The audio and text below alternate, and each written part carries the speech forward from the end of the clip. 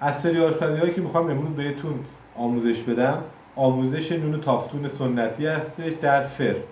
چطوری میتونیم این رو درست کنیم؟ در حقیقت مواد زیادی نمیخواد. ما برای این آموزشمون به 4.5 لیوان آرد نیاز داریم. اگر آرد کامل باشه، آرد سبوس‌دار باشه بهتر، وگرنه با آرد سفید هم میشه درست کرد. 1.5 لیوان آب ولرم باشه، حتما توصیه میکنم ولرم باشه که خمیر مایع بتونه در حقیقت واکنش نشون بده به آب ولرم. و مقدار 2 قاشق غذاخوری شکر، 1 قاشق غذاخوری خمیر مایع و 1 قاشق چایخوری نمک ما نیاز داریم. در وسط‌های کار هم با توجه به اینکه میخوایم زیاد به دستمون نچسبه، شاید مقدار روغن زیتون برای اینکه به دستمون نچسبه رو اونجا اضافه میکنیم به کار.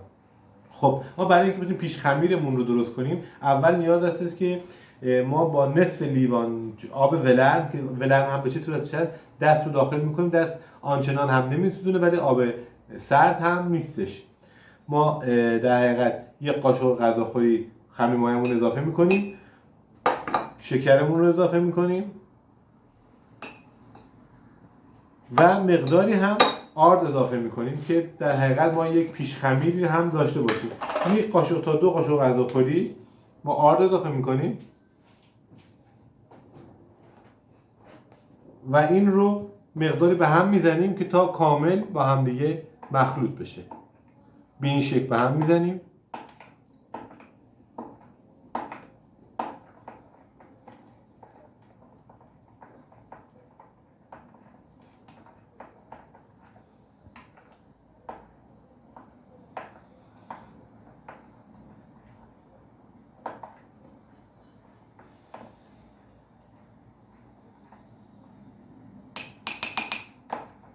این رو مخلوط میکنیم آب و مایع رو و چند 5-6 دقیقه میذاریم واسه در حقیقت بمونه. در حقیقت بعد از اینکه 5-6 دقیقه مون، اگر خمیر مایعمون سالم باشه و تازه باشه، این خودش پف میکنه و حالت پیش خمیری ایجاد میشه. ما تو این اثنا این رو کنار میذاریم، میایم در حقیقت آرد و نمکمون رو میایم با هم دیگه مخلوط میکنیم. بهتون گفته بودم 1 قاشق تقریبا غذاخوری ما به نمک نیاز داریم. ابتدا میایم 4 لیوان رو از آرد رو میایم داخل ظرف بزرگ میریزیم. توصیه اینه که حتما ظرفمون بزرگ باشه.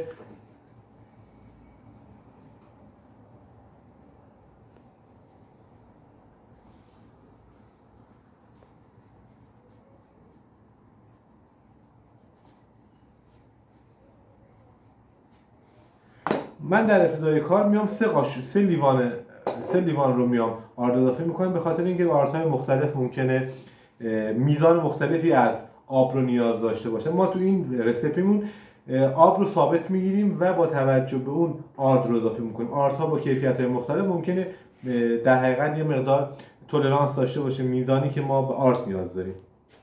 1 قاشق غذاخوریمون رو از نمک،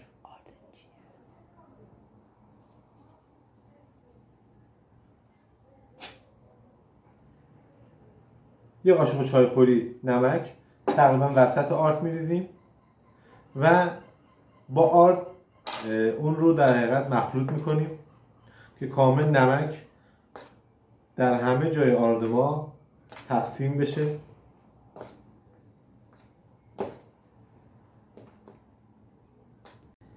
خب حدود 7-8 دقیقه از مخلوط کردن ما گذشته. همونجوری که مشاهده میکنید کامل پف کرده و خمیر ما تقریبا آماده شده. این نشون میده که خمیر مایع ما تازه هستش و خراب نیستش.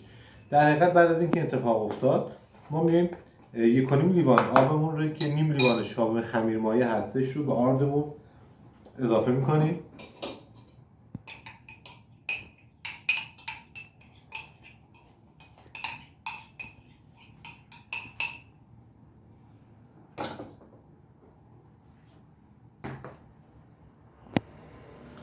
و شروع میکنیم به هم زدن آرد و آب.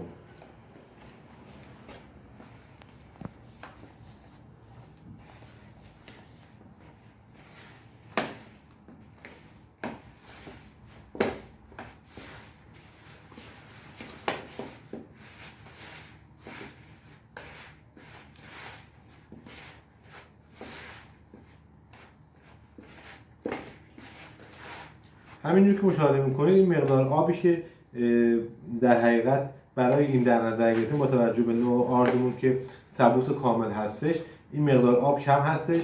مجدد نیم لیوان آب هم اضافه میکنیم. خب ما با توجه به اینکه هنوز حدوداً 1 لیوان از آردمون ما اضافه نکردیم، مجموعاً 1 لیوان آب رو اضافه میکنیم بهش و مجدد میبینید که به این حالت در میاد. این نیازمند این هستش که ما مجدد یه مقدار آرد به مخلوطمون اضافه کنیم.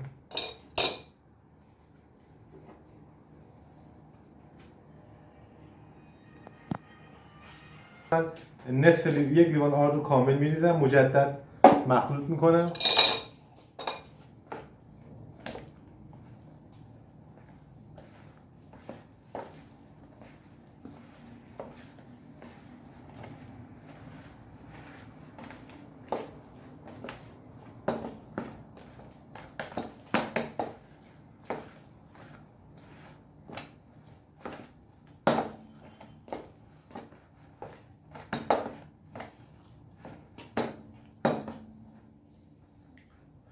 مجدد نیم با توجه به اینکه مخلوط آرد ما خمیر ما خیلی شل هستش، مجدد نیم لیوان آرد بهش اضافه میکنیم. این در با توجه به آردهای مختلف متفاوته. این مخلوط رو خودتون باید نگاه کنید، ورز بدید و بعد از یک مدت متوجه میشید که مخلوط شما آیا نیاز به آرد داره یا نیاز به آب داره.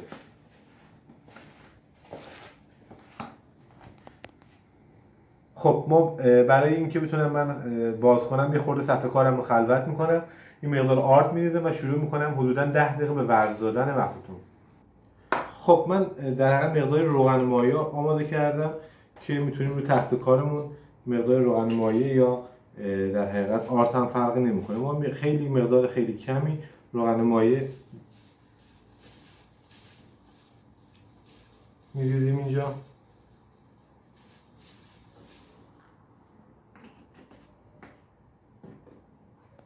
و خمیرمون رو منتقل میکنیم.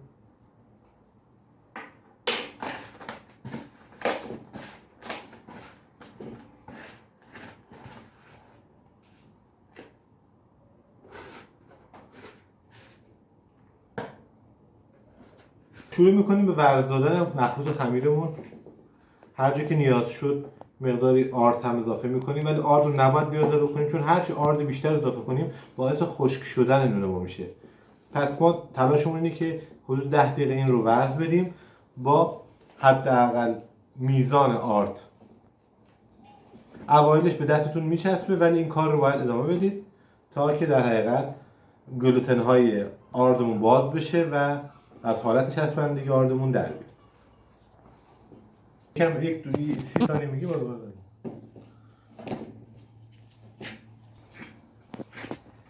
حدوداً 10 تا 15 دقیقه اگر که دستگاه خمیرگیری اگر ندارید نیاز هستش که با دستتون به این حالت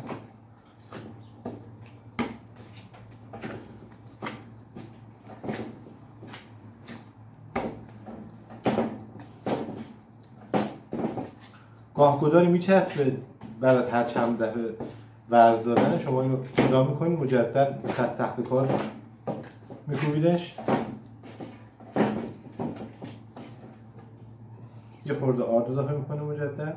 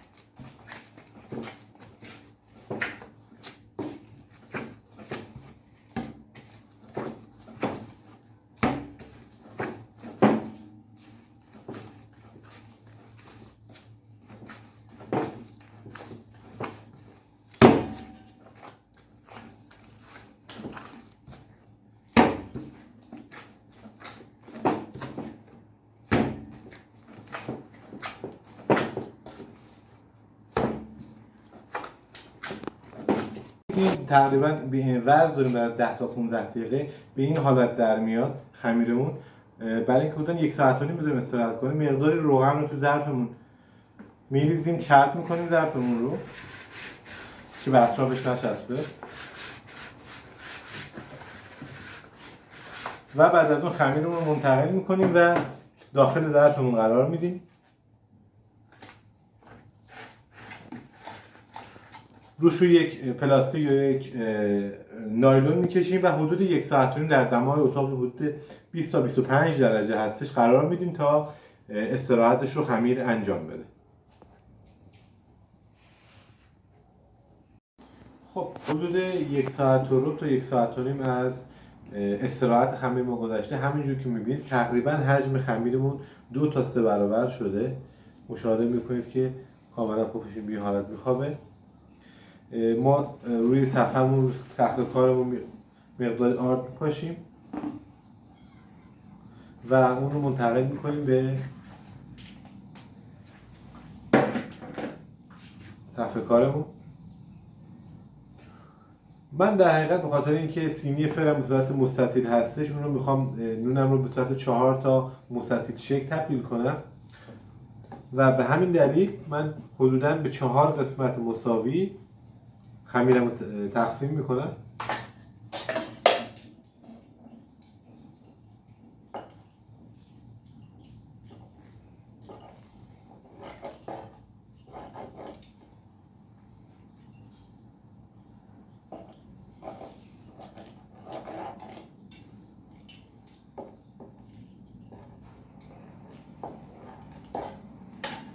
خب و تک تک اینها رو جمع میکنیم، چونه جمعش میکنیم. یه 10 دقیقه حدودا استراحت میدیم تا خمیر استراحت کنه و مجدد حفره تو خمیر ایجاد بشه.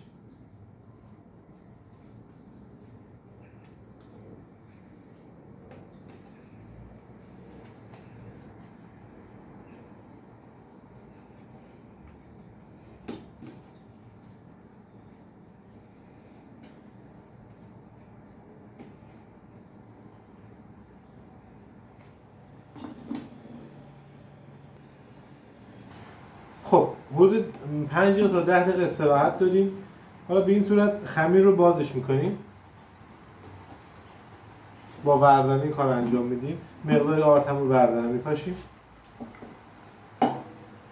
دقت کنیم که خمیر در حقیقت به صورت یک دست پخش بشه و در همزمان هم ابعاد فرتون و سینیتون رو باید در نظر داشته باشید.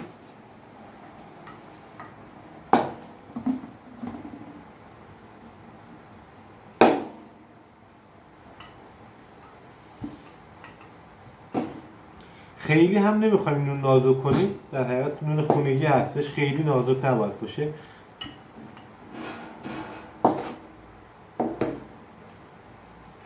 دستمون میذاریم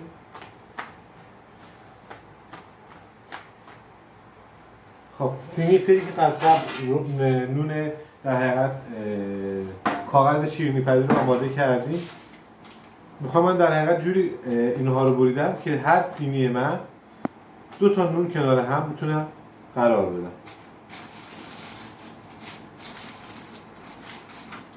به این صورت یه خورده میتونید مجدد بازش کنید.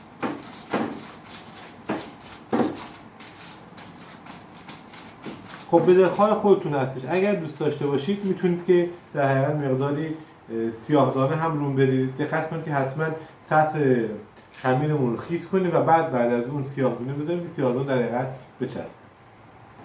خب من به خاطر اینکه بتونم سیاهدانه ها رو قشنگ رو سطحش قرار بدم و در حقیقت سطحش بچسبه سیاهدانه ورزه شده نشه، مقداری من آب رو در حقیقت میمالم رو سطح کار، رو سطح خمیرام رو نونم میمالم که چسبندگی خودش رو سیاهدانه داشته باشه.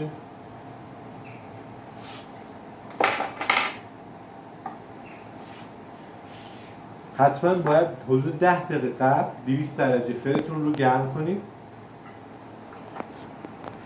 مقدار سیاهدانه من رو سطح کارم می‌ریزم، بسته به علاقه خودتون. میتونید هم نریزید، حتی میتونید از کنجد هم استفاده کنید.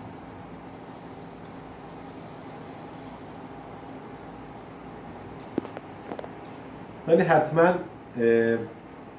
به خاطر اینکه نون رو بیش از حد پف نکنه، با چنگال میام سطح نونمون رو به این صورت سوراخ میکنیم که نونمون بیش از حد پف نکنه. پس در فری که از حدود 10 دقیقه قبلش 200 درجه سانتیگراد داغ شده نونمون رو قرار میدیم و حدود نیم ساعت تا 40 دقیقه بسته به اینکه فر با فر متفاوت هستش دماهاش. شما باید به نونتون نگاه کنید، هر وقت که طلایی شد میتونید در حقیقت نون رو از فر خارج کنید. و حتما اینکه هر دو شعله فر هم روشن باشه و شما در میانه فر رو قرار بدید. حدود نیم ساعت گذشت و فر ما همونجوری که مشاهده میکنید رنگ آرد سبوسدار، چون ما کامل آرد سبوسدار در حقیقت این نون رو درست کرده بودیم، به این شکل هستش که اگه بخوام نشون بدم پشتش هم به این صورت هستش و با برشی که اگه بدیم کاملا داخل نون رو مشاهده میکنید که هم ترد و هم خیلی نرم شده. امیدوارم که این نون رو در خونه درست کنید و از خوردن این نون لذت ببرید.